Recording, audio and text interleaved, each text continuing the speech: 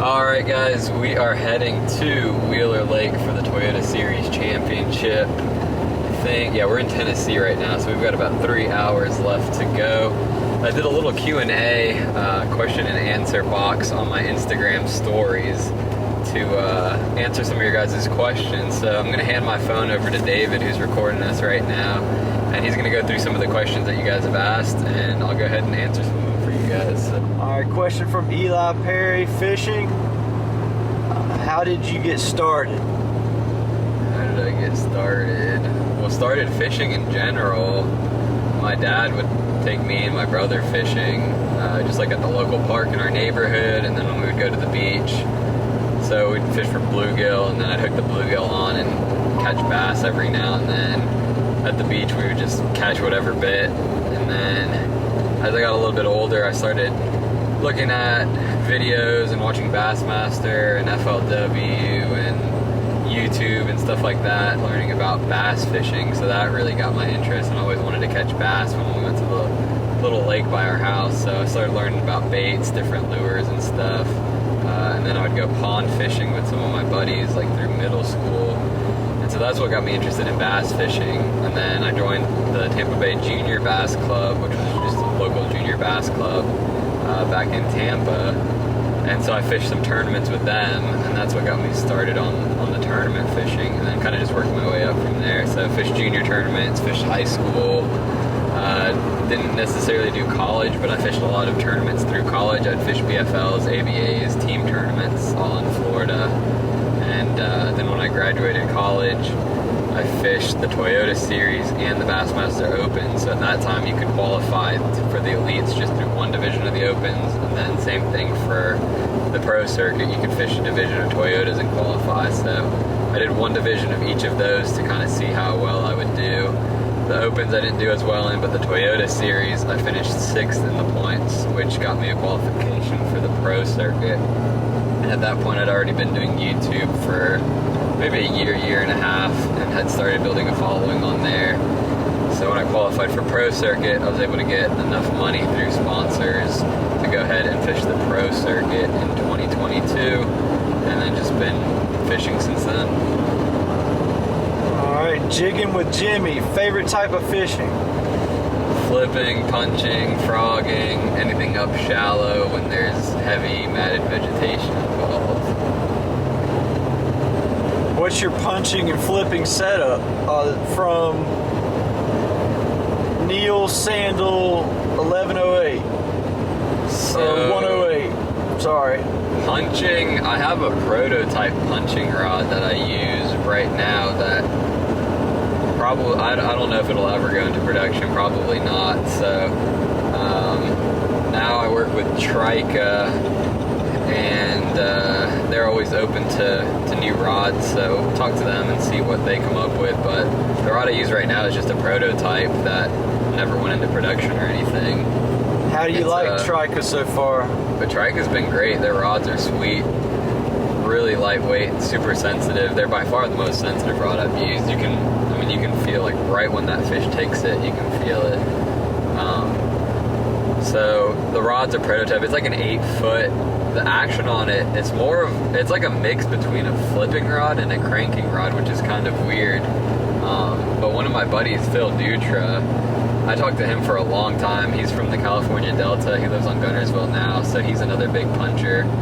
I talked to him a lot about the right rod because he's really technical when it comes to fishing stuff. I'm not super technical when it comes to like rod actions and line sizes and hooks and all that kind of stuff. I just try to keep it pretty basic, but he's super technical when it comes to stuff like that. And so I was kind of picking his brain about what he thinks about rod actions. And I always used to think that you would just want like a broomstick, super heavy action rod, but he was telling me that you actually want more of a parabolic action to the rod, so you don't rip a huge hole in their mouth, which I was seeing with those broomstick rods. Right. You could pull them out of the cover, but you would rip a big hole in their mouth, and so a lot of times you would lose them because of that. So I started messing around with some like flimsier, more parabolic bend rods, and I was hooking the fish a lot better. And so the prototype I use now, it's like a heavy action, but the bend to it is almost like a cranking rod bend, but then it's got a strong backbone to it. So I've actually found that I lose a lot less fish on that. And then reel, I use like a 13 fishing Concept A right now. I'll use a Shimano. It doesn't really matter the reel, as long as it's got a good drag system to it, and I like a high gear ratio to kind of pull them out.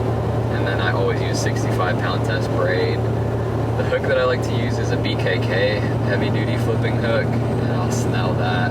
I think the snell does get a little bit better hookup ratio, and then weight size just depends on how thick the cover is. And then I'll bounce between baits. I like the Bandito Bug, the Bandito Junior, the Nuke Punch, and the Love Grub. Kind of just depends on time of year and thickness of the cover, which bait I go with. But that's the punching setup. Trace Jansen 3, you just kind of talked about that real quick, but his question is, what type of knot do you tie when you're punching? Snell? Snell, yeah. So my rule of thumb is if it's a 1 ounce weight or bigger, then I snell. If it's lower than an ounce, I don't feel like the weight really does much on the snell knot. So if it's lower than an ounce, I'll just tie a Palomar. Or if it's over an ounce, then I'll go to the snell knot. From Team No Fish, what is your go-to bait when fishing conditions get tough? I mean, it really depends on where I'm fishing, time of year, but if I had to just say one bait when it gets tough, I usually just lock a flipping stick in my hand, whether I'm flipping wood, banks, docks, heavy cover. I'm the most comfortable flipping, so I would say some kind of flipping setup with a Bandito Bug. All right, from Kieran Breck Fishing, have you liked the switch from Florida to North Carolina, and has it changed the diversity more? Yeah, it's definitely a different style of fishing on a lot of the places in North Carolina. I've been fishing Lake Gaston a lot recently. That's definitely a lot different than anything we have in Florida. A lot of spotted bass, a lot of creeks and pockets. All the lakes on Florida are just kind of flat, grassy. You get some offshore stuff, but not to the extent that the other states have.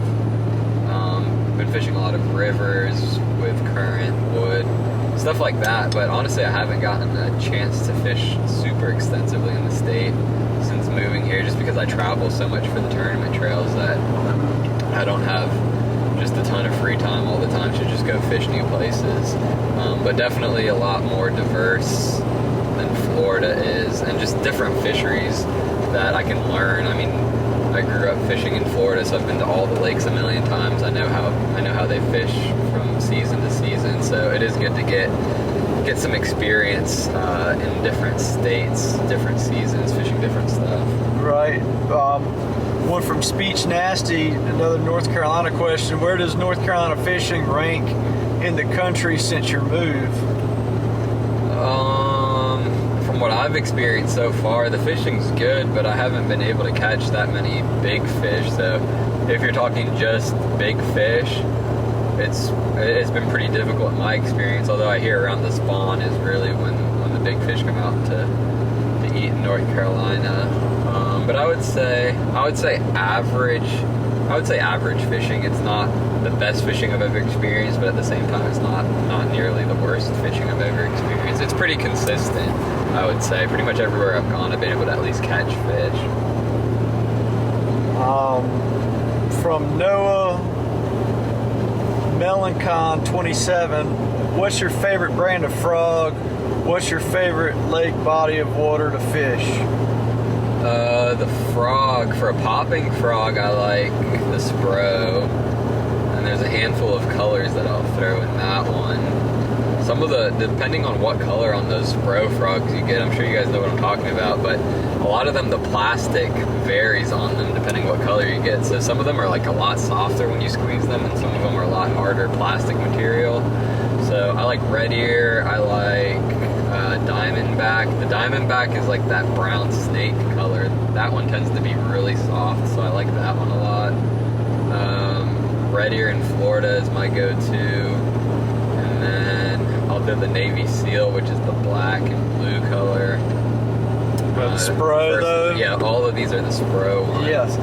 like the black and blue and then the black and yellow, I would just throw straight black, but the straight black, the plastic on it for whatever reason is a little bit tougher. Yeah. But you go to like the black and yellow or the black and blue, It's a little softer. it's softer, yeah. Yeah. So that's what I like. It's gotta be something with the dyes. Yeah, it's something with the coloring that they use. Yeah.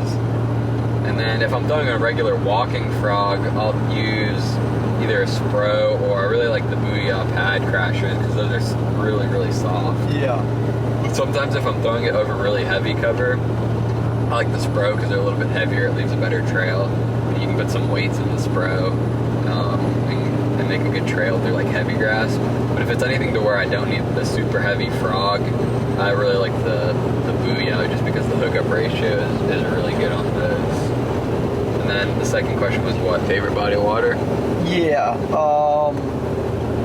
Yeah, what's your favorite lake body of water to fish? Favorite lake is probably...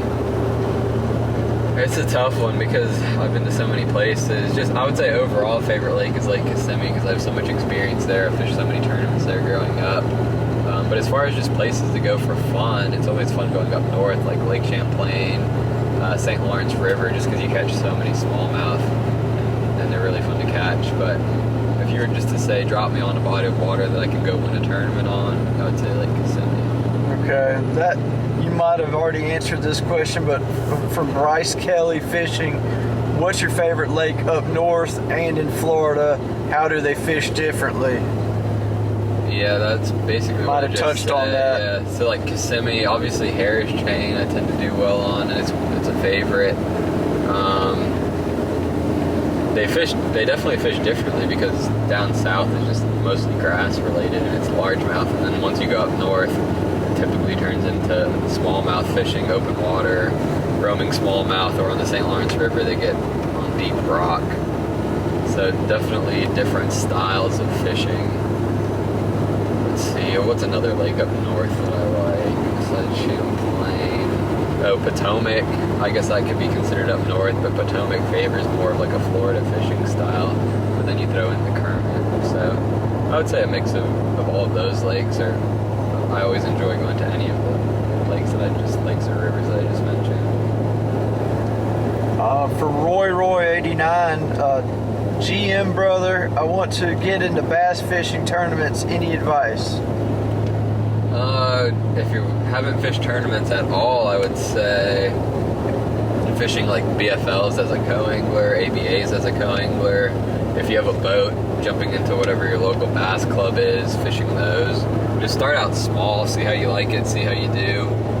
And then as you start to gain experience, start to gain knowledge, and start winning tournaments, or at least placing in tournaments, and that's the point where you can start looking at bigger tournaments, Toyota Series, Bass Opens, some of the bigger ABA tournament trails that they have. But just starting small and kind of working your way up is typically the best way to do it. All right, a couple more. From Parker Fishes, what's your opinion on bass getting rid of entry fees for the elites? I like the idea of not having entry fees, but the payout that they released doesn't seem to make a whole lot of financial sense when you look at it. They're going to put an extra $45,000 that they don't have to spend on entries, but at the same time, they're getting a lot of that money back if they have decent finishes. So I think if they can increase the payout, it could be a good deal. But as it sits right now, I would almost rather pay the entry fee to win more money. All right, and then from Will Hammond Fishing, where do you see professional fishing in 10 years? You winning. Yeah, hopefully me winning a lot of tournaments. I don't really know. There's been so much change the last couple of years. It's almost impossible to predict where things are going, just because things seem to change so much year by year.